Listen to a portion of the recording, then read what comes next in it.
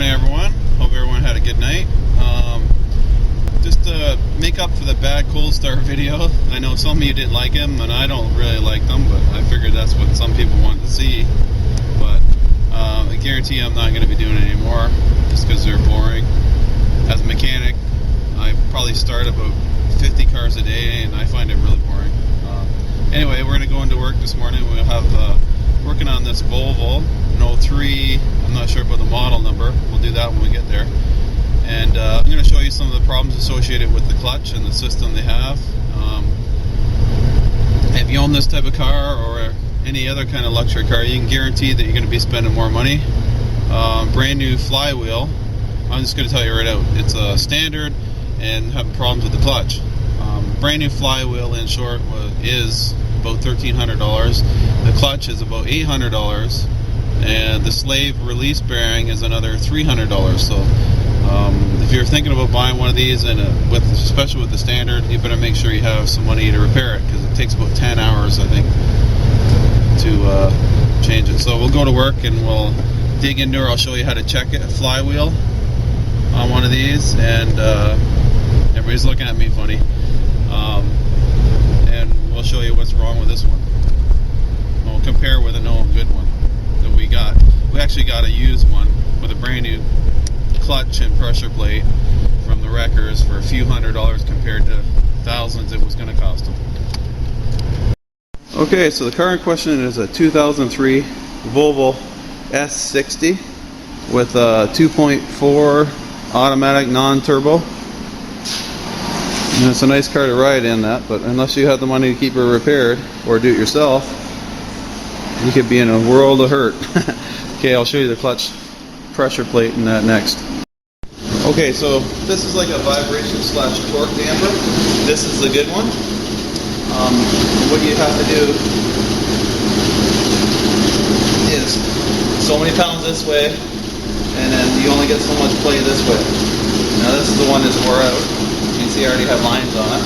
I'm not going to give you the measurements because you can look that up yourself. But anyway, you can see how wore out it is compared to the other one. Now, why they ever took out the torque dampening springs out of the pressure, the clutch disc, I don't know why. It should be cheaper to make, but they've moved it into the flywheel, and you think that these bushings in here would be serviceable, but they're not. This thing doesn't come apart. There's no way to get it apart. They don't sell a part to replace the bushing. Now you can see how wore out that is. I just think it's like supposed to be like 2 millimeter play when you have it torqued up. You turn it one way, I can't remember how many pounds, and then back this way a certain amount of pounds, and then you're only supposed to have a little bit of play. 2 millimeter I think it was. But this one's junk. Anyway. And of course we got the nice homemade trans motor engine hanger onto her. Okay guys, battery's running low, so that's about it.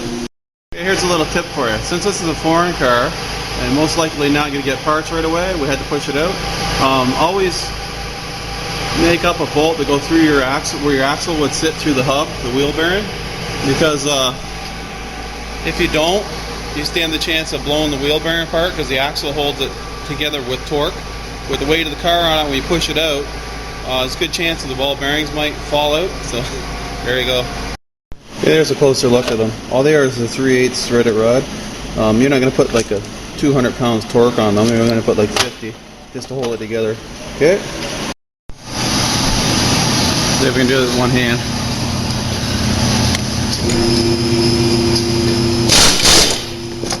One ball joint.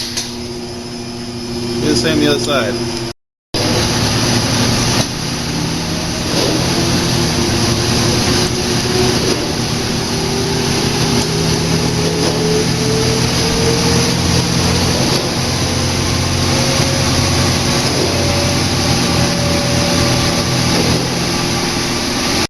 Okay, just a quick little tip on this car or any car.